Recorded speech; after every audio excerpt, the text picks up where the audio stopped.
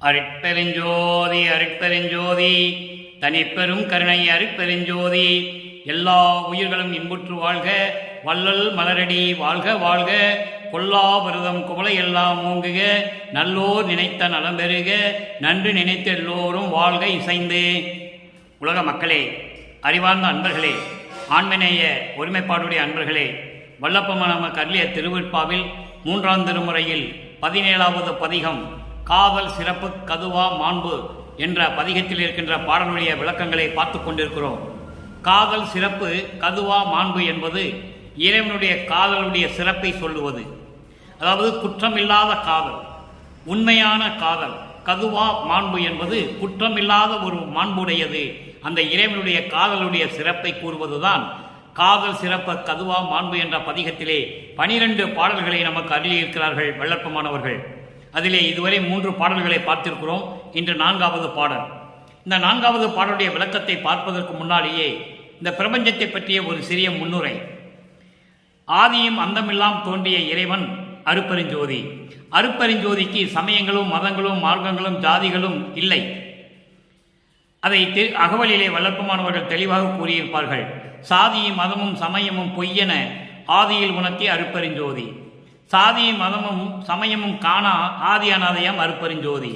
அப்படி தோன்றிய இறைவன் இந்த பிரபஞ்சத்தை உருவாக்கிய பிறகு அவரால் படைக்கப்பட்டவர்கள், அருட்பெருஞ்சோதி ஆண்டவரால் படைக்கப்பட்ட பதத்தலைவர்கள், இந்த பிரம்மன், ருத்ரன், திருமால், மகேஸ்வரன், சதாசிவம் போன்ற பதத்தலைவர்களும் விண்ணோர் வேந்தனாகிய இந்திரனும் இவர்களெல்லாம் சேர்ந்து அதன் பிறகு தோன்றிய புலவர்கள், அறிஞர்கள், முனிவர்கள், ரிஷிகள் எல்லாருமே சேர்ந்து இறைவனை பல உருவங்களை படுத்தி இறைவன் ஜோதி வடிவில் இருக்கிறான் என்ற நிலையை மக்களுக்கு உணர்த்தாமல் அவர்கள் அவருடைய கற்பனைக்கு ஏற்றபடி இறைவனை வணங்கியவுடன் இறைவனும் அவருடைய அருளுக்கு இசைந்து அந்தந்த வேடங்களிலே அந்தந்த நிலைகளிலே அருளியிருக்கிறார்கள் என்பதை நாம் கண்கூடாக பார்த்திருக்கிறோம்.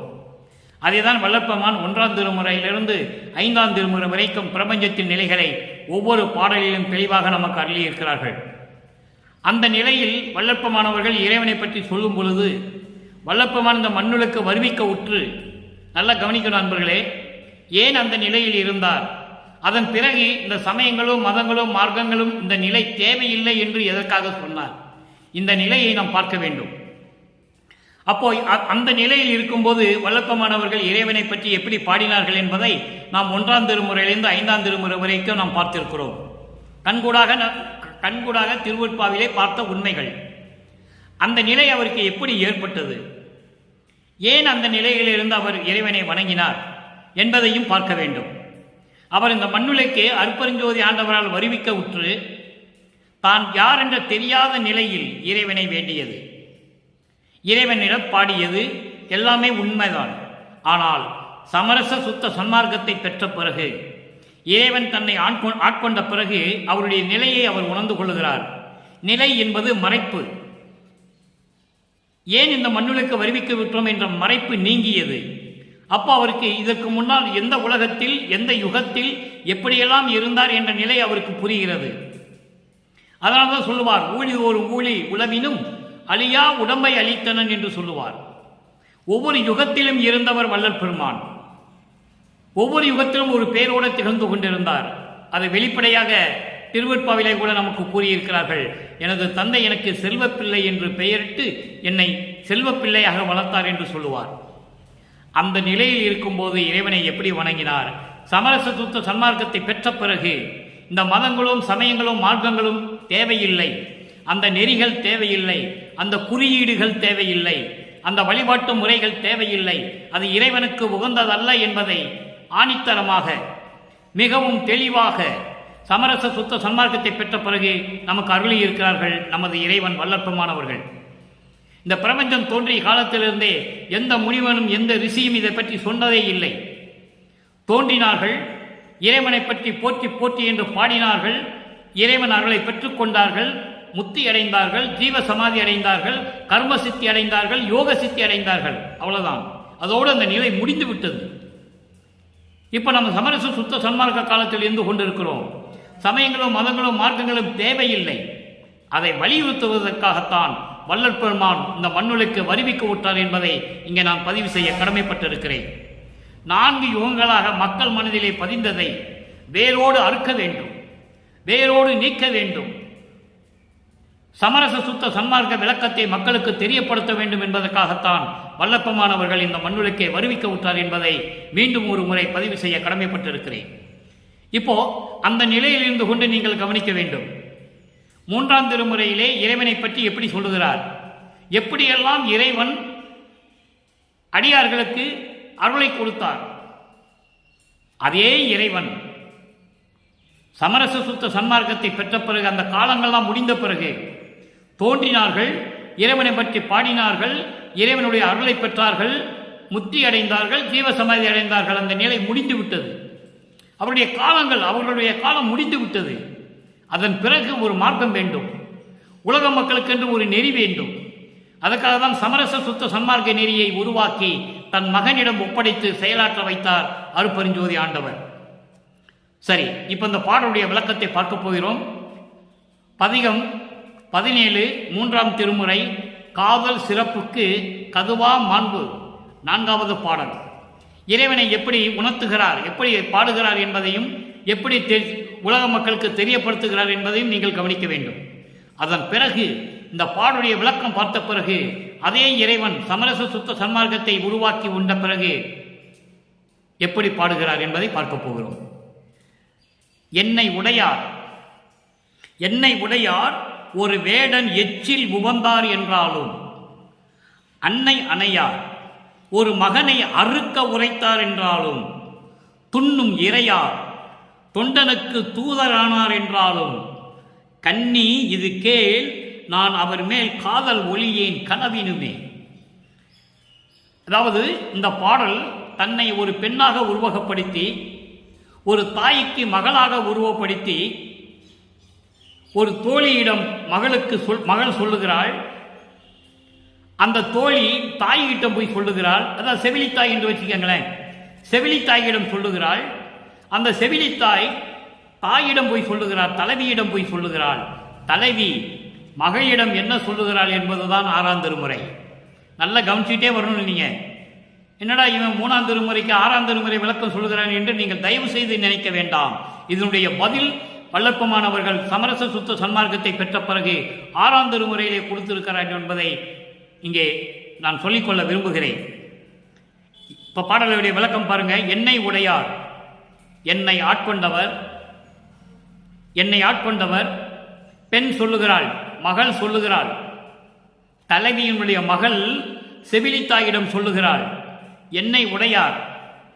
ஏனென்றால் இதுக்கு போன பதிகத்திலே, இதுக்கு முந்தின 16வது பதிகத்திலே தாய் மகளிடம் சொல்லுவாள், அவனுக்கு உண்ண உணவு இல்லை, உடுக்க உடை இல்லை, இருக்க இடம் இல்லை, பிச்சை எடுக்கிறான், கந்த துணியை கட்டி கொண்டிருக்கிறான், சுடுகாட்டிலே படுத்துக் கொண்டிருக்கிறான். அவனை போய் காதலித்து திருமணம் செய்தால் நீ என்ன பயனை அடையப் போகிறாய் என்று சொல்லுவது போல அந்த பதிகத்திலே பாடலை கொடுத்திருப்பார்கள்.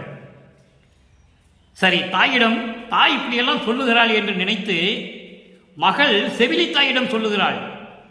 தாயிடம் சொல்லுவதை பயந்து கொண்டு அப்படிதான் இந்த பாடலை எழுதியிருக்கிறார் உலகியலுக்காக. அப்போ அந்த மகள் செவிலித்தாயிடம் போய் சொல்றாரு. ஒரு காதலை சொல்ல வேண்டும் என்றால் உலகியலிலே இந்த வழக்கம் இருக்கிறது. ஒரு நண்பனிடமோ ஒரு தோழியிடமோ முதலிலே சொல்லுவார்கள். ஒரு பெண் காதலித்தாலும் சரி, ஒரு ஆண் காதலிப்பதை தெரிவித்தாலும் சரி, தோழியிடமோ நண்பனிடமோ சொல்லுவார்கள். இல்லை என்றால் அவர் உறவினர்களிடம் யார் மிகுந்த நெருக்கமாக இருக்கிறார்களோ அவர்களிடம் சொல்லுவார்கள். அதுபோன்றுதான் இந்த பாடலை நமக்கு அருளியிருக்கிறார்கள். தாய் மகளிடம் சொல்லும்போது மகள் அந்த காதலை மறுக்கிறாள். அப்போ மகள் செவிலித்தாயிடம் போய் சொல்லுகிறாள். செவிலித்தாய் தாயிடம் சொல்லுகிறாள். தாய் சொல்லுகிறாள், நானும் கேட்டேன், என் மகள் இப்படியெல்லாம் சொல்லுகிறாள் என்பதுதான் 6ஆம் திருமுறை விளக்கம். சரி, என்னை உடையார் ஒரு வேடன் எச்சில் உவந்தார் என்றாலும், ஒரு வேடன் விலங்கை கொன்று அந்த கரியை தான் தின்று பார்த்து சுவையாக இருக்கிறதா என்று விரும்பி நினைத்து இறைவனுக்கு கொடுக்கிறான். அது யார்? கண்ணப்பன். கண்ணப்பன் என்ற ஒரு வேடன் ஒரு விலங்கை கொன்று அந்த இறைச்சியை ருசியாக இருக்கிறதா என்று தான் உண்டு பார்த்து இறைவனிடம் கொடுக்கிறான். அதை தான் சொல்லுகிறார், ஒரு வேடன் எச்சில் புகந்தார் என்றாலும். அன்பர்கள் இங்கே நல்லா கவனிக்கணும். சமயங்களும் மதங்களும் மார்க்கங்களும் சார்ந்த நிலையில் இதை சொல்லுகிறார். சமரச சுத்த சன்மார்க்கம் வந்த பிறகு புலையை தவிர்க்க சொல்லுகிறார். நல்லா கவனிக்கணும் நீங்க, அது பின்னாலே விளக்கம் வரும். அன்னை அணையார் தாய் போன்றவன் ஒரு மகனை அறுக்க உரைத்தார் என்றாலும், ஒரு தொண்டனுடைய மகனை, உன் மகனை அறுத்து எனக்கு சமைத்துக் கொடு என்று சொன்னவன் இறைவன். எவ்வளவு அநியாயம் பாருங்க. இப்படியெல்லாம் செய்யலாமா என்று இறைவனிடம் மகன் கேட்ட பிறகுதான் சமரச சுத்த சன்மார்க்கம் உருவாகிறது. ஒரு தொண்டையிடம் போய் உன் மகனை அறுத்து எனக்கு சமைத்துக் கொடு என்று சொல்கிறான் இறைவன். சரியா இது? அப்போ சமயங்களும் மதங்களும் மார்க்கங்களும் நெறிகள் அதை ஒத்துக்கொண்டன. சமரச சுத்த சன்மார்க்கத்தில் ஒத்துக்கொள்ள முடியாது. இறைவனே இருந்தாலும் சரி, குற்றம் தான். அப்போ அந்த சமயங்களும் மதங்களும் மார்க்கங்களும் அதை எதிர்ப்பு தெரிவிக்கவில்லை. ஆனால் வல்லற்பமானவர்கள் எதிர்ப்பு தெரிவித்தார். அதனால் தான் சமரச சுத்த சன்மார்க்கம் உருவாகியது. அப்போ ஒரு மகனை அறுக்க உரைத்தார் என்றாலும், துண்ணும் இறையார் தொண்டனுக்கு தூதரானார் என்றாலும், யாருக்கு? சுந்தரனுக்கு பிச்சை எடுத்து கொடுத்தான். நான் பிச்சை எடுக்க முடியாது, நீ எடுத்துக் கொடு என்று கேட்டான். இறைவனை மிகவும் வேலை வாங்கியவன் சுந்தரன் ஒரு ஆள் தான். வேறு யாரும் இறைவனை வேலை வாங்கவே இல்லை. அப்போ சாப்பிட்ட பிறகு திருமணம் ஆசை வந்து விடுகிறது. வயிறு நிறைந்த உடனே காமம் வருகிறது. உடனே எனக்கு பெண் வேண்டும். நான் அந்த பெண்ணிடம் போய் கேட்டேன். அவன் தந்தை எனக்கு கொடுக்க மறுத்து விட்டான். நீ தெருவிலே பிச்சை எடுக்கின்றவன், உனக்கு என் மகனை தர முடியாது என்று சொல்லிவிட்டான் என்று சொல்ல, நீ தூது போ என்று சொல்லுகிறான் இறைவனை. இறைவன் தூது சொல்லுகிறான். எழில் பறவை இசைய ஆரூர் மருகின் அருள் கொண்டு ராம் முழுவதும் உலவும் பதம் திருவடி புகழ்ச்சியிலே உண்டு. எழில் பறவை இசையை பறவை நாச்சியாருடைய சம்மதத்தை வாங்குவதற்காக சுந்தரனுடைய பேச்சை கேட்டு தூது சொல்லுகிறான். ஆரூர், திருவாரூர் மருகின் என்றால் தெருவில், திருவாரூர் தெருவிலே ராம் முழுவதும் உலவும் பதம், ஒரு இரவு முழுவதும் உலவி அந்த பரவினாச்சியாருடைய சம்மதத்தை வாங்கி வருகிறார். அதைத்தான் இங்கு சொல்லுகிறார். துண்ணும் இறையார் தொண்டனுக்கு, துண்ணும் இறையார்னா நெருங்கிய தோழனாகிய சுந்தரனுக்கு தூது சென்றான் என்றாலும், இதெல்லாம் இயற்கைக்கு புறம்பானது என்று சொல்லுகிறார். அதுக்கு தான் இந்த பாடலாம் சொல்லுகிறார். தந்தை, அதாவது ஒரு தாய் மகளுடைய காதலை ஏன் மறுக்கிறாள், அதுக்கு இங்கு விளக்கம் சொல்லுகிறார். அவன் ஒரு வேடனுடைய எச்சியை தின்னவன், ஒரு பெற்ற மகனை அறுத்து சமைத்து எனக்கு கொடுக்க வேண்டும் என்று சொன்னவன், ஒரு தொண்டனுக்காக காதலுக்காக தூது சென்றவன் என்றாலும் பரவாயில்லை. இறைவனை சுட்டி காட்டுகிறார். இயற்கை உண்மைக்கு விளக்கத்திற்கு மாறாக இருப்பதையும் சொல்லி காட்டுகிறார். ஒரு மகனை அறுக்க சொல்லி சாப்பாடு போடுவது யாராவது சொல்லுவாங்களா? அப்ப இயற்கைக்கு புறம்பானது அது. அப்போ சமயங்களும் மதங்களும் மார்க்கங்களும் இயற்கைக்கு புறம்பாகவே செயல்பட்டு கொண்டிருந்தன. அதை இறைவனால் தடுக்க முடியவில்லை. ஏனென்றால் அதை இந்த சமயங்களும் மதங்களும் மார்க்கங்களும் எதிர்க்கவில்லை. நன்றாக நீங்கள் புரிந்து கொள்ள வேண்டும். கண்ணி இது கேள், பெண்ணே இது கேள், அவர் மேல் காதல் நான் ஒழிய மாட்டேன். அவன் என்ன இருந்தாலும் சரி, விலங்க கொண்டு எச்சில் கறியை தின்னாலும் சரி, ஒரு மகனை அறுத்து எனக்கு சாப்பாடு போடு, கறியாக்கி போடு என்று சொன்னாலும் சரி, ஒரு தொண்டனுக்காக காதலுக்காக தூது சென்றாலும் சரி, அவன் மேல் இருந்த காதலை நான் ஒழிக்க மாட்டேன், நான் காதலை விடமாட்டேன் என்று சொல்லி இந்த பாடலை நமக்கு அருளியிருக்கிறார்கள் வல்லற்பமானவர்கள்.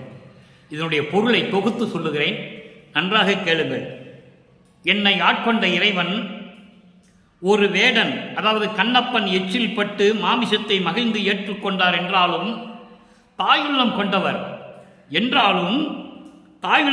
என்றாலும், ஒருவரிடம் போய் உன் மகனை அறுத்து எனக்கு சமைத்துக் கொடு என்று சொன்னவர் என்றாலும், ஒரு தொண்டனுக்கு, நெருங்கிய தொண்டனுக்கு, தோழனுக்கு, சுந்தரனுக்கு தூது சென்றார் என்றாலும் நான் அவர் மீது கொண்டுள்ள காதலை விடமாட்டேன்.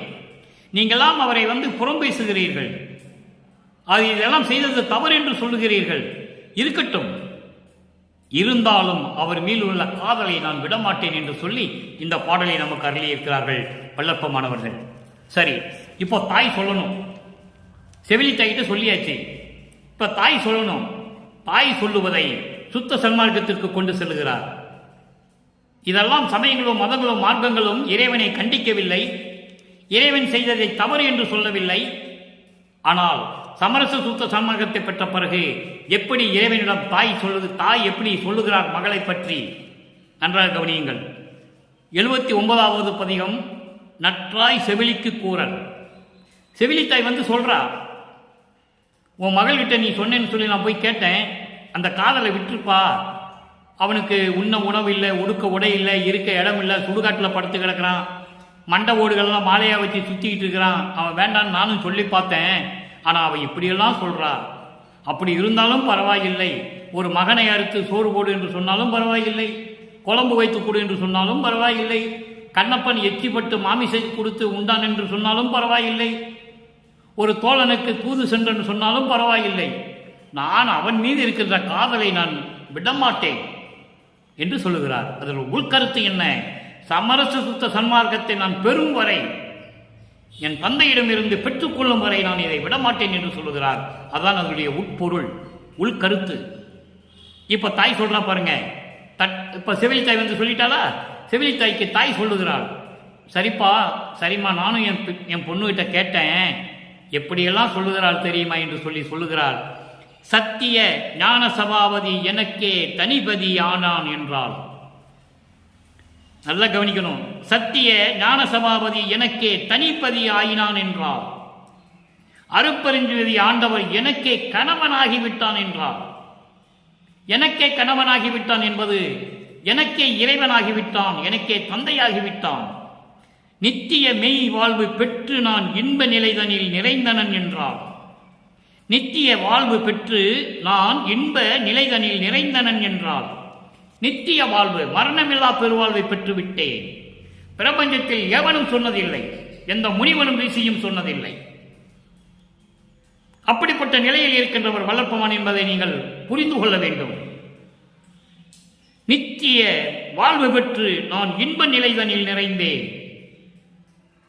மரணமில்லாமல் பெற்றுக்கொண்டு பேரின்ப நிலையில், கடவுள் நிலையில், பேர் உறக்க நிலையில், துரிய நிலையில் இருந்து கொண்டிருக்கிறேன் என்றால், பித்தியல் உலகீர், உலக மக்களை பற்றி சொல்றாரு. உலக மக்களே, பைத்தியம் கொண்ட உலக மக்களே, அறியாமையில் இருந்து கொண்டிருக்கின்ற உலக மக்களே, நீங்க பாருங்க, நான் சொல்றதை நல்லா கேளுங்க, நான் சொல்றதை நல்லா கேளுங்க, என்ன பாருங்கன்ற. சத்தியஞான சபைக்கு வாங்க, என்ன பாருங்க, என்ன நான் சொல்றதெல்லாம் கேளுங்க. சித்தி பேரு எல்லாம் என் வசத்து என்றான். எல்லா சித்துக்களையும் நான் பெற்றுவிட்டேன். யாரும் கிடையாது, இந்த உலகத்தில் வேறு யாரும் கிடையாது. பிரம்மன் திருமணம் அவர்களெல்லாம் போய் நிலை முடிந்து விட்டது. திருவற்பாவிலே சொல்கிறார், என் ஆண்டவன் என் தந்தை இறைவனுடைய இடது காலில் சுண்டு விரலில் நகத்தில் ஒட்டிருக்கின்ற தூசுகள் என்று சொல்லுகிறார். நன்றாக நீங்கள் புரிந்து கொள்ள வேண்டும். எல்லாவற்றையும் நான் பெற்றுக்கொண்டு விட்டேன். எத்திசையிரும் உலகத்தில் உள்ள மக்களே, எல்லா திசையிலும் இருக்கின்ற உலக மக்களே, ஒத்து நாம் ஒன்றாக சேர்ந்து இவன் வருக. இவன் என்பது இ வா இன், இன் என்பது மூணு சுழி இன்னனா, மூணு சுழி இன்னனா, மூணு சுழி என்னனா என்பது இங்கே சத்தியஞான சபைக்கு வாருங்கள். இவ்வளவு அற்புதமா சொல்றார் பாருங்க. எத்திசையிலும் ஒத்து இவன் வருக, இங்கே வாருங்கள், சத்தியஞான சபைக்கு வாருங்கள் என்றால் எனது மெல்லியலே, மெல்லியலே என்றால் எனது பெண்ணே, எனது மகளே சொல்லுகிறாள் என்று செவிலி தாய்க்கு சொல்லுகிறாள். அருப்பெருஞ்சோதி ஆண்டவர் என்னை மணந்து கொண்டார். அப்படி என்றால் என்ன அர்த்தம்? அருப்பெருஞ்சோதி ஆண்டவர் எனது இறைவன், என்னோடு இரண்டரை கலந்து கொண்டான் என்று சொல்லுகிறார். அதை தான் ஒரு பெண்ணாக உருவகப்படுத்தி சொல்லுகிறார், வேறொன்றும் இல்லை. ஆக இப்படி நிலையில் இருக்கின்றவர் நமது இறைவன் வல்லற்பமான அவர்கள் என்பதை நீங்கள் புரிந்து கொள்ள வேண்டும். அடுத்து பாருங்க. சரி, இப்படியெல்லாம் செவிலித்தாய் வந்து சொல்ல, தாய் செவிலித்தாய்க்கு சொல்லிவிட்டாள். இல்லப்பா, இல்லம்மா, என் பொண்ணு இந்த மாதிரி எல்லாம் சொல்லிட்டா, எனக்கு சம்மதம். எப்படி கொண்டு வரார் பாருங்க. ஒவ்வொரு பதிகத்தில் இருந்த கேள்விக்கு பதில் 6ஆம் திருமுறையில் இருக்கு. தாய் மகளிடம் சொல்லுகிறாள், அவனை மணந்து கொண்டு என்ன செய்ய போகிறாய் என்று சொல்லும் பொழுது இவள் மகள் வந்து தாயிடம் சொல்லுவதற்கு பயந்து செவிலி தாயிடம் சொல்லுகிறார். அதான் காதல் சிறப்புக்கு கதுவா மாண்பு பார்த்துட்டு இருக்கோம். அப்போ செவிலி தாயிடம் சொன்னதை செவிலி தாய் தாயிடம் வந்து சொல்லுகிறாள். தாய் செவிலிக்கு பதில் சொல்லுகிறாள். அதுதான் 6ஆம் திருமுறை. அற்புதமாக இருக்கும். திருவருட்பா சாதாரண விஷயம் அல்ல, அருள் கடல், அமுத கடல், பிரபஞ்சத்தின் உண்மையை சொல்லக்கூடிய திவ்ய பிரபந்தம். அது மாற்று கருத்தை கிடையாது. எத்திசையினர் ஒத்து இவன் வருகை என்றால் எனது மெல்லியிலே என்று சொல்லி இந்த பாடலை நமக்கு கொடுத்து விட்டார்கள். சரி, இப்போ எல்லாம் சொல்லியாச்சு. அப்போ எப்போ அருட்பெருஞ்சோதி அடைவு? 82வது பதிகம் அருட்பெருஞ்சோதி அடைவு 4வது பாடல். இப்போ அதாவது இயல்பு நிலைக்கு வந்து விடுவார் வள்ளல் பெருமான். அங்கே தாய் மகள் செவிலி என்றெல்லாம் உருவகப்படுத்தி உபமானப்படுத்தி சொல்லுவார். இப்போ நேரடியாக வந்து விடுவார். அருட்பெருஞ்சோதியை பெற்ற பிறகு நேரடியாகவே உலக மக்களுக்கு சொல்லுகிறார். மனம் மகிழ்ந்தேன். அருட்பெருஞ்சோதி அடைவு 82வது பதிகம் 4வது பாடல். அங்கே இருக்கிற 4வது பாடலுக்கு இங்க பதில். மனம் மகிழ்ந்தேன், மனம் மாயை நீக்கினன். மனம் மகிழ்ந்தேன், ஏன்? என்னுடைய மனத்தில் இருக்கின்ற மாயையெல்லாம் நீக்கிவிட்டார். நீக்கினன், மனம் மாயையை நீக்கினன் மாநிலத்தே, இந்த மண்ணுலகிலே நான் வருவிக்க உற்று, என் தந்தை அருட்பெருஞ்சோதி ஆண்டவரால் வருவிக்க உற்று, எனது மறைப்பை நீக்கி 9வது ஆண்டில் ஆண்டு கொண்டு, அதன் பிறகு 12வது ஆண்டில் எல்லா அருளையும் கொடுத்து, இறுதியாக அருட்பெருஞ்சோதியை கொடுத்த பிறகு 2.5 கலப்பது. அதுக்கப்புறம் அருட்பெருஞ்சோதியை பெற்ற பிறகு 5 தொழிலையும் பெற்ற பிறகு 2.5 கலக்கிறார். மகனோடு கலந்து கொள்ளுகிறார். ஏனென்றால் நீ என்னோடு கலந்தால்தான் இந்த பதவியை ஒத்துக்கொள்ளுவேன் என்று மகன் சொன்னதினால். தனியாக இருந்தால் இந்த அணுக்கள் தவம் இருக்கும், மீண்டும் போய் நீ வரத்தை கொடுத்து விடுவாய். சமரச சுத்த சன்மார்க்கத்தை எப்படி நிலைநிறுத்துவது? நீ என்னோட கலந்து விடு, நான் மற்றதெல்லாம் பார்த்துக் கொள்கிறேன் என்று சொன்ன பிறகுதான் மகனோடு இறைவன் 2.5 கலந்து கொள்ளுகிறான். அது ஒரு பக்கம் இருக்கட்டும். மனமகிழ்ந்தேன், மனமாயை நீக்கினேன் மாநிலத்தே, என் தந்தை இறைவனால் வருவிக்க உற்று எனக்கு எல்லா நிலைகளையும் கொடுத்த பிறகு இந்த உலகிலே நான் சீரோடும் சிறப்போடும் இருந்து கொண்டிருக்கிறேன். சினமோடும் காமமும் தீர்ந்தேன், கோபத்தையும் காமத்தையும் தீர்த்து விட்டேன், எல்லாம் வல்ல சித்தும் பெற்றேன், எல்லா வல்லமையான சித்துகளையும் நான் பெற்றுக்கொண்டேன். அடுத்த வரியை பாருங்க, அதான் முக்கியமான வரி. இனமிகும் சுத்த சன்மார்க்க பெருநெறி எய்து நின்றேன். எல்லாம் சொல்லுவாங்க, வல்லப்பமான் சங்கத்தை அமைச்சாரு உண்மைதான். சங்கத்தை அமைச்சாரு, யாருடைய சங்கம் அது? அருட்பெருஞ்சோதி ஆண்டவர் நிறுவிய சங்கம். அதை சங்கத்தை நிறுவினார். இதுதான் சங்கம் என்று மக்களுக்கு தெரிவித்தார். இங்க பாருங்க, இனமிகும் சுத்த சன்மார்க்க பெருநெறி. இனமிகும் என்பது சீரோடும் சிறப்போடும் அருளோடும் திகழ்ந்து கொண்டிருக்கின்ற சமரசம். அதான் இனமிகும் என்று சொல்லுகிறார். சமரசம். இனமிகும் என்பது உலகிலே சொல்லுவார்கள், அடியார்கள் கூட்டம், சாதுக்கள் கூட்டம், அப்படியெல்லாம் சொல்லுவார்கள். ஆனால் எல்லையற்ற ஒப்பற்ற அருளை கொண்ட சமரச சுத்த சன்மார்க்க பெருநெறி கொண்ட பெருநெறிகள் கொண்ட பெருநெறிகள் என்ன? சமரச சுத்த சன்மார்க்கத்துடைய நெறிகள் என்ன? முதல் நெறி இறைவன் ஒருவனே. பிரபஞ்சம் தோன்றிய காலத்திலிருந்து அதான். ஆனால் யாரும் மக்களிடம் சொல்லவில்லை. மதங்களையும் மார்க்கங்களையும் சமயங்களையும் உருவாக்கினார்கள். அதன் பிறகுதான் எல்லாவற்றையும் ஒழித்துவிட்டு சமரச சுத்த சன்மார்க்கத்தை நிறுவினார் இறைவன். அதை தன் மகனிடம் கொடுத்தார். மகனே தான் அப்படி பிரபஞ்சத்தின் இயக்கிக்கோ என்று சொல்லி கொடுத்து விட்டார். அப்ப பெருநெறி என்பது இறைவன் ஒருவன், அவன் அருட்பெருஞ்சோதி. எந்த உருவ வழிபாடுகளும் கிடையாது. இந்த சமயங்களும் மதங்களும் மார்க்கங்களும் சொன்ன குறியீடுகள், சந்தனம் பூசுவது, திருநீறு பூசுவது, குங்குமம் இடுவது, நாமம் போடுவது, இந்த எந்த குறியீடுகளும் இருக்கக்கூடாது. வழிபாட்டு முறைகள், சமயங்களும் மதங்களும் மார்க்கங்களும் சேராத வழிபாட்டு முறைகள், பூ போடுவது, ஊதுவத்தி கொளுத்துவது, கற்பூரம் கொளுத்துவது, தேங்காய் உடைப்பது, பழம் வைப்பது, இதெல்லாம் இருக்கக்கூடாது. அர்ச்சனை செய்வது, அபிஷேகம் பண்ணுவது, இதெல்லாம் இருக்கக்கூடாது. இதெல்லாம் சுத்த சன்மார்க்க நெறியிலே வருது. மக்களிடம் யாரும் சொல்லவில்லை. அதனால்தான் இன்னும் மக்களுக்கு யாருக்கும் புரியவில்லை, விளங்கவில்லை. அப்புறம் கொலையும் புலையும் தவிர்க்க வேண்டும். மாமிசம் சாப்பிடுகின்றவன் இறைவனை வணங்கவே கூடாது என்று சொல்லுகிறார். அவன் மனிதனே இல்லை, ஒரு புல்லாக என்னை நினைத்து புறம்பொழிகை என்று சொல்லுகிறார். கொல்லா விரதம் தன்னை கொல்லாரை காணில், ஒரு புலி என எண்ணி புறம்பொழிகை என்று சொல்லுகிறார். இதை கடுமையாக வலிமையாக சொல்லுகிறார் வல்லப்பமானவர்கள். இதை மக்களிடம் யாரும் சொல்லவில்லை. அதுதான் உண்மை, அதுதான் சத்தியம். புலால் சாப்பிடுறவன் இறைவனை வணங்கக்கூடாது என்று சொல்லியிருக்க வேண்டும், சொல்லவில்லை. அது சொன்னார். அதுக்கப்புறம் சொன்னார், சிறு தெய்வங்களை வழிபடுவதை நிறுத்த வேண்டும். சிறு தெய்வங்கள் என்பது அருட்பெருஞ்சோதி ஆண்டவரை தவிர மீது எல்லாமே சிறு தெய்வங்கள். பலியிடுவதுதான் சிறு தெய்வங்கள் அல்ல. என்றே மெய் கண்ட நான் மற்ற பொய் கண்ட தெய்வங்களை மேவ வேணும் என்று சொல்லுவார். மறந்தும் அன்று என்ற நாவால் உரைக்க மாட்டேன் என்று சொல்லுவார். சிறு தெய்வ நாமங்களை மறந்தும் என்ற நாவால் உரைக்க மாட்டேன். எல்லாமே சிறு தெய்வங்கள் அருட்பெருஞ்சோதி ஆண்டவரை தவிர என்பதை இங்கே நான் பதிவு செய்ய கடமைப்பட்டிருக்கிறேன். எல்லாமே தத்துவமொழி அடிப்படையில் வந்தவர்கள், பதத்தலைவராக வந்தவர்கள், மத தலைவர்களாக வந்தவர்கள். தெளிவாக சொல்லுகிறார் வல்லப்பமானவர்கள். அன்பர்கள், இங்கே பேசக்கூடிய கருத்துக்கள் ஒவ்வொன்றும் திருவுருப்பாவில் கண்ட உண்மைகள். எப்ப யார் கேட்டாலும் சரி விளக்கங்களை சொல்ல நான் தயாராக காத்திருக்கிறேன். ஆக சினமும் தீர்ந்தேன், எல்லா வள சித்தும் பெற்றேன், இனமகும் சுத்த சன்மார்க்க பெருநெறி எய்து நின்றேன், அடைந்து நின்றேன். நல்லா கவனிக்கணும். எய்து நின்றேன் என்று சொல்லுகிறார். நான் உருவாக்கி நின்றேன் என்று சொல்லவில்லை. இறைவனால் உருவாக்கப்பட்ட சமரச சுத்த சன்மார்க்க சங்கத்தை அடைந்து நின்றேன் என்று சொல்லுகிறார். நன்றா புரிஞ்சுக்கணும் நீங்க. அப்போ வள்ளலார் இது உருவாக்கணும்னு சொல்லி அவர் ஒரு சாதாரண மனுஷனாக்கிட்டாங்க. இறைவன் உருவாக்குனதை இவர் செயல்படுத்தினார் என்று சொல்ல வேண்டும். அதுதானே உண்மை, அதுதானே சத்தியம். சமரச சுத்த சன்மார்க்க பெருநெறி எய்து நின்றேன், அடைந்து நின்றேன், என் தந்தையிடந்து பெற்றுவிட்டேன்.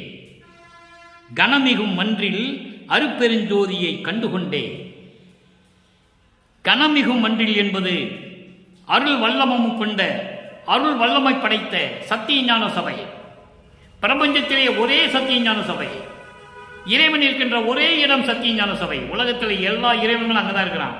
அங்க வந்துதான் இறைவனை கும்பிட்டு போகணும். எந்த மத தலைவனும் எந்த பதத்தலைவனும் யாராக இருந்தாலும் சரி. கனமிகு மன்றில் அருட்பெருஞ்சோதியை கண்டுகொண்டே என்று சொல்லி இந்த பாடலை நமக்கு அருளியிருக்கிறார்கள். சரி, இப்போ 1ஆம் திருமுறையிலிருந்து 5ஆம் திருமுறை வரைக்கும் இறைவனை எங்கெங்கே இருப்பார்னு சொல்றாருன்னு எங்கெங்கே இருப்பாருன்னு சொல்லியிருக்கார் தெரியுமா? திருவாரூரில் இருக்கிறார், சிதம்பரத்திலே இருக்கிறார், திருவொற்றியூரிலே இருக்கிறார்,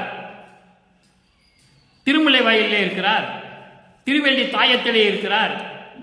ஏகப்பட்ட இடங்களை சொல்லுவார். 1ஆம் திருமுறையிலே விண்ணப்ப கலிவெண்பாவிலே கிட்டத்தட்ட ஒரு 300 இடங்களை சொல்லுவார் இங்கெங்கே இறைவன் இருந்தான் என்று. அந்த நிலைகள் எல்லாம் சமயங்களும் மதங்களும் மார்க்கங்களும் சார்ந்த நிலையில் எல்லாரும் வழிபட்டு இறைவனை அவர்களை பெறுவதற்காக அங்கெங்கே இருந்து வழிபட்டார்கள். இறைவன் அவர்களுக்கு ஏற்றபடி அங்கெங்கே இருந்து அருள் செய்தான். இதுதான் உண்மை. உண்மைதான், இல்லை என்று சொல்லவே முடியாது. உண்மைதான். ஆனால் சமரச சுத்த சன்மார்க்கத்தை பெற்ற பிறகு இறைவன் இருக்கிற இடம் ஒரே இடம், உத்தரஞான சிதம்பரம். உத்தரஞான சிதம்பரம் என்பது வடலூர். எப்படி சொல்றார் பாருங்க இறைவனே, அற்புதமாக இருக்கும். பவமே தவிர்ப்பது. இங்க பாருங்க, எல்லாருமே பாடியிருப்பாங்க. ஒரு விஷயத்தை மட்டும் நீங்க நல்லா கவனிக்கணும். இறைவனை பாடியிருப்பாங்க. எப்படி? எனக்கு இது வேண்டும், அது வேண்டும், இது வேண்டும், அது வேண்டும் என்று பாடியிருப்பார்கள். ஆனால் இறைவன், நமது இறைவன் வல்லற்பமானவர்கள் எப்படி சொல்லுகிறார் பாருங்க, பவமே தீர்ப்பது, தவிர்ப்பது. பவமே தவிர்ப்பது, சாகாவரமும் பயப்பது, நல்தவமே புரிந்தவருக்கு இன்பம் தருவது, தான் தனக்கே உபமேயமானது, ஒளி ஓங்குகின்றது, ஒளிரும் சுத்த சிவமே நிறைகின்றது, உத்தரஞான சிதம்பரமே. இடத்தினுடைய சிறப்பை சொன்னது யார்? இறைவனிடம் தான் பெற்ற அருளை சொன்னார்கள். இறைவனை போற்றி பாடியதை சொன்னார்கள். அந்த இடத்தினுடைய சிறப்பை யார் சொன்னது? திருவொற்றியூரில் இருக்கின்ற இறைவனை பற்றி பாடினார்கள். சிதம்பரத்தில் இருக்கிற நடராஜனை பற்றி பாடினார்கள். இடத்தின் சிறப்பை யார் சொன்னது? மக்கள் வழிபடுகின்ற மக்களுக்கு என்ன கிடைக்கும்? வல்லப்பமான் சொல்லுகிறார். உத்தரஞான சிதம்பரத்திற்கு வந்தால் என்ன என்ன கிடைக்கும் என்று சொல்லுகிறார். வடலூருக்கு வந்தால், சத்தியஞான சிதைக்கு வந்தால் என்ன என்ன கிடைக்கும் மக்களுக்கு? பாவமே தவிர்ப்பது, பாவங்களையும் கர்மங்களையும் கண்மங்களையும், சஞ்சீதம் பிராரத்தம் அகாமியம் போன்ற 3 நிலைகளில் இருக்கின்ற கர்மங்களையும், பிறப்பு இறப்பு போன்ற பாவ செயல்களையும் தவிர்ப்பது, அவற்றையெல்லாம் நீக்குவது, சாகா வரமும் பயப்பது, சாகா வரத்தையும் கொடுப்பது. பயப்பது என்றால் கொடுப்பது, சாகா வரத்தையும் கொடுப்பது. நல் தவமே புரிந்தவருக்கு இன்பம் தருவது. நல் தவம் புரிந்தவர்கள் யார்? கொலையும் புலையும் தவிர்த்தவர்கள். தவம் இருக்கிறது என்றால் மலைக்கு போய், கடலுக்கடியில் போய், குகைக்கடியில் போய், காட்டுக்குள்ள போய் தவம் இருக்கிறது இல்லை.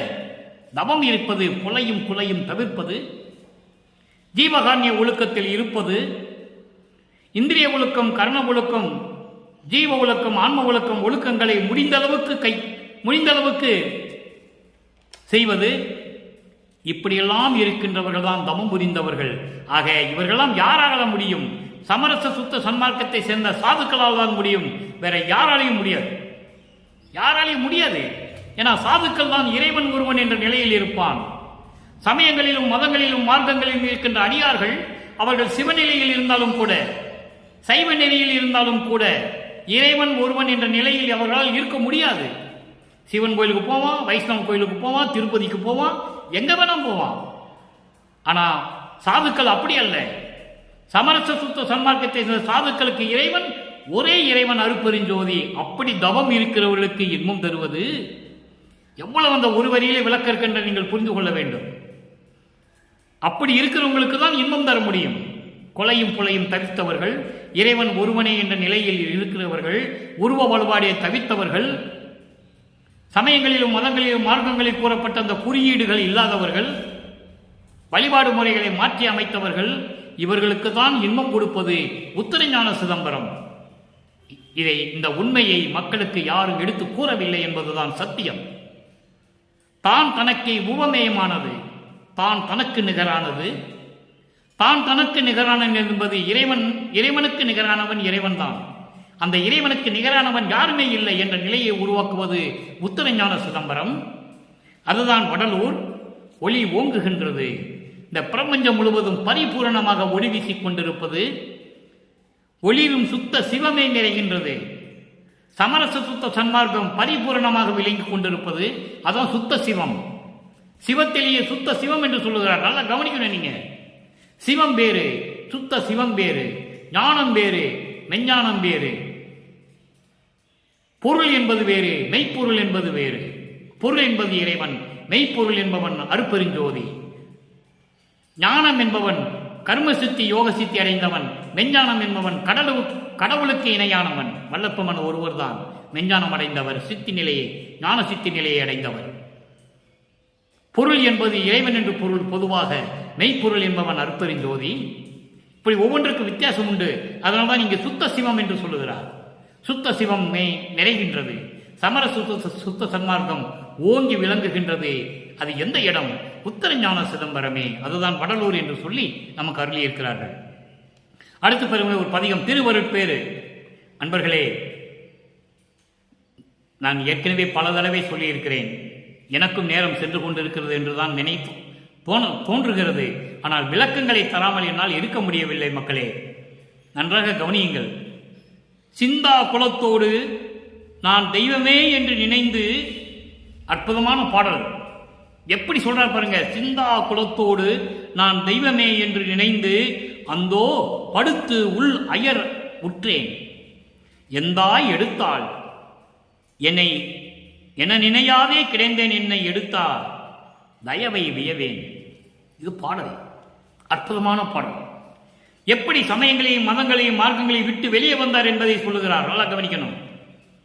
சிந்தா குலத்தோடு, சிந்தா குலம் என்பது துன்பங்களையும் துயரங்களையும் தரக்கூடிய குலம். குலம் என்பது சமயம், மதம், மார்க்கங்கள். சமயங்களையும் மதங்களையும் மார்க்கங்களையும் சார்ந்து கொண்டு, ஐயோ நான் என்ன செய்வேன், எப்படி இதிலிருந்து விடுபடுவேன், என் தெய்வமே என்று நான் நினைத்து அயர்ந்து இருந்த சமயத்தில், படுத்துன்னு சொல்லுவார். படுத்துன்னு அவர் தூங்குறது இல்லை, நல்லா கவனிக்கணும். நீங்க படுத்து உள்ள ஐயர் விட்டேன்னு தூங்கிட்டாருன்னு அர்த்தம் இல்லை. இப்படியெல்லாம் நினைத்து நான் அயர்ந்து கொண்டிருந்த நேரத்தில், துன்பப்பட்டு கொண்டிருந்த நேரத்தில், அதுதான் அதுக்கு பொருள். உடனே வல்லப்பெருமான் படுத்து தூங்கிட்டாருன்னு நினைச்சிடக்கூடாது. அது இல்லை. சிந்தா குலத்தோடு நான் தெய்வமே என்று நினைத்து அந்தோ படுத்து உள் அயர் உற்றேன். ஐயோ, இந்த மதங்களாலும் சமயங்களாலும் மார்க்கங்களாலும் துன்பப்பட்டு கொண்டிருக்கிறேன் என்று நினைத்து நான் அயர்ந்திருந்த நேரத்தில், அயர்ந்தென்றால் தளர்ந்து இருந்த நேரத்தில், மன சோர்வடைந்து இருந்த நேரத்தில் நீ வந்தாய். என் தாய் எடுத்தாள். தாய் என்பது இங்கே தன் இறைவனை தாயாக உருவப்படுத்துகிறாள். தாய் உள்ளம் கொண்ட அன்போடு, தாய் உள்ளம் கொண்ட அன்போடு என்னை எடுத்தாள். கலங்காதே மகனே, நான் வந்துவிட்டேன், உனக்கு சமரச சுத்த சன்மார்க்கத்தை கொடுக்கப் போகிறேன் என்று சொல்லி தூக்கி எடுத்து அனைத்து முத்தமிட்டு கொஞ்சி, என்னை நினையாதே கிடந்தேன். என்னை என்னவென்று நினைக்காமல் இருந்த என்னை, ஏதும் புரியாத நிலையில் இருந்த என்னை தூக்கி எடுத்து எனக்கு அருளை கொடுத்தாய். உன் தயவை நான் எப்படி சொல்லுவேன் என்று சொல்லி இந்த பாடலில் நமக்கு அருளியிருக்கிறார்கள். அற்புதமான இடம். ஆக இந்த சமயங்களும் மதங்களும் மார்க்கங்களும் நீக்க வேண்டும் என்று எப்படியெல்லாம் இருந்தார் என்பதை இங்கே நமக்கு தெளிவுபடுத்தி இருக்கிறார்கள் வல்லப்பெருமானவர்கள். கடைசியாக ஒரே ஒரு விளக்கம். நேரம் சென்று கொண்டிருக்கிறது. கை மாறின்மை 87வது பதிகம் 4வது பாடல். அங்கே 3ஆம் திருமுறையில் இருக்கிற பாடல்களுக்கு இவ்வளவு விளக்கம் உண்டு அன்பர்களே. விளக்கமும் நானும் சுருக்கி சொல்ல வேண்டும் என்றுதான் நினைக்கிறேன், முடியவில்லை. விளக்கத்தை இன்னும் நிறைய சொல்லலாம், முடிந்த அளவுக்கு நான் சுருக்கி தான் சொல்லிக் கொண்டிருக்கிறேன். நீங்கள் முழுமையாக தயவு செய்து பாருங்கள். ஐயோ 40 நிமிடம் இருக்கிறதே என்று சொல்லி விட்டு விடாதீர்கள், விளக்கம் உங்களுக்கு புரியாது. சேட்டித்து உலக சிறுநடையில் பல்கால் புகுந்து திரிந்து, எப்படி உலகியல் வாழ்க்கையில் இருந்தாருன்னு சொல்றாரு, நல்லா கவனிக்கணும். சேட்டித்து உலக சிறுநடையில் பல்கால் புகுந்து திரிந்து மயல் நீட்டித்து அலைந்த மனத்தை ஒரு நிமிடத்து அடக்கி, மயல் நீட்டித்து அலைந்த மனத்தை ஒரு நிமிடத்து அடக்கி சன்மார்க்க போட்டிக்கு இயன்ற குணங்கள் எல்லாம் கூட புரிந்து. அற்புதமான இடம். எப்படி சன்மார்க்கத்தை பெற்றார் என்பதை சொல்ல வேண்டும். கூட புரிந்து மெய் காட்டி கொடுத்தாய், நிந்தனக்கு கைமாறி ஏது கொடுப்பேனே. இது பாடல். அதாவது உலக நடையிலேயே என்னை புகுத்தி பல ஆண்டுகளாக, உன்னால் இந்த மண்ணுக்கு வருவிக்க உற்று பல ஆண்டுகளாக உலக நடையிலே, உலக வாழ்க்கையிலே என்னை சிக்க வைத்து நான் துன்பப்பட்டு கொண்டு ஊராக தெருவாக திரிந்து கொண்டிருந்த அந்த நேரத்தில் மயல் நீட்டித்து மாயாலையும் மயக்கங்களையும் அடைந்து கொண்டிருந்த எனது மனத்தை ஒரு நிமிடத்தில் அடக்கி சன்மார்க்க கோட்டுக்கு, சமரச சுத்த சன்மார்க்க நெறிக்கு, கோட்டிக்கு என்றால் நெறி, சமரச சுத்த சன்மார்க்க நெறிக்கு இயன்ற அதற்கு தேவையான குணங்களை எல்லாம் எனக்கு கொடுத்து சொல்லிட்டார. சன்மார்க்க குணங்கள், சமரச சுத்த சன்மார்க்க குணங்களை எல்லாம் எனக்கு கொடுத்து கூட புரிந்து, சமரச சுத்த சன்மார்க்கத்தை மட்டுமல்ல, சமரச சுத்த சன்மார்க்கத்தின் நெறிகள் குணங்கள் எல்லாவற்றையும் எனக்கு சொல்லிக் கொடுத்து மெய்நிலையை காட்டி கொடுத்தாய். மெய்நிலை என்பது கடவுள் நிலை, கடவுள் நிலை என்பது ஞானத்தின் ஞான நிலை, ஞானத்தின் ஞான நிலை என்பது கடவுள் நிலை அறிந்து அம்மயமான நிலை. அதான் 16வது நிலை. திரையோதசத்து நிலையிலிருந்து தொடங்குகிறது. திரையோதச நிலை என்பது 13வது நிலை. அங்கிருந்து சமரச சுத்த சன்மார்க்கம் தொடங்குகிறது என்பதை சொல்லி, இவ்வளவு இந்த பாடலுக்கு இவ்வளவு விளக்கங்கள் இறைவனுடைய தயவாலையும் கருணையாலையும் நான் வாங்கி, நான் பெற்றதை இந்த உலக மக்களுக்கு சொல்ல வேண்டும் என்ற காரணத்தினால் நானும் உங்களுக்கு விளக்கம் சொல்லிவிட்டேன். உங்களுக்கு புரிந்திருக்கும் என்று நான் கருதுகிறேன். இப்போ நம்ம சமரச சுத்த சன்மார்க்க காலத்தில் இருக்கிறோம், ஒளி யுகத்தில் இருக்கிறோம். ஏற்கனவே 4 யுகங்கள் முடிந்துவிட்டது. கிரேத யுகம், துவார யுகம், கலியுகம் முடிந்துவிட்டது. ஒளி யுகத்தில் இருந்து கொண்டிருக்கிறோம். சமரச சுத்த சன்மார்க்க காலத்தில் இருந்து கொண்டிருக்கிறோம். இறைவன் வந்து கொண்டிருக்கிறார், அருப்பெருஞ்சோதி வந்து கொண்டிருக்கிறார். எனவே காலத்தை வீணாக்காமல், நேரத்தை வீணாக்காமல் வீட்டிலே அமர்ந்து கொண்டு மண் அகல் விளக்கிலே தீபமேற்றி அருப்பெருஞ்சோதி தனிப்பெருங்கனை அருப்பெருஞ்சோதி என்ற மகாமந்திரத்தை உச்சரித்து, கொலையும் புலையும் தவிர்த்து சைவ நெறியில் இருந்து கொண்டு சைவ உணவுகளையே மேற்கொண்டு இறைவனை வணங்கி இறைவனிடம் எல்லா அருள் செல்வங்களையும் பொருளையும் பெற்றுக்கொண்டு நோயற்ற வாழ்வில் நீங்களும் உங்கள் பிள்ளைகளும் மனைவியும் உறவினர்களும் வாழ்வாங்கு வாழ வேண்டும் என்று வாழ்த்தி இந்த வள்ளலார் ஒளியன் விடைபெறுகிறேன். அன்போடும் தயவோடும் இறைவனுடைய அன்போடும் தயவோடும் விடைபெறுகிறேன். நன்றி, வணக்கம். மீண்டும் நாளை சந்திப்போம். அருட்பெருஞ்சோதி அருட்பெருஞ்சோதி, தனிப்பெரும் கருணை அருட்பெருஞ்சோதி.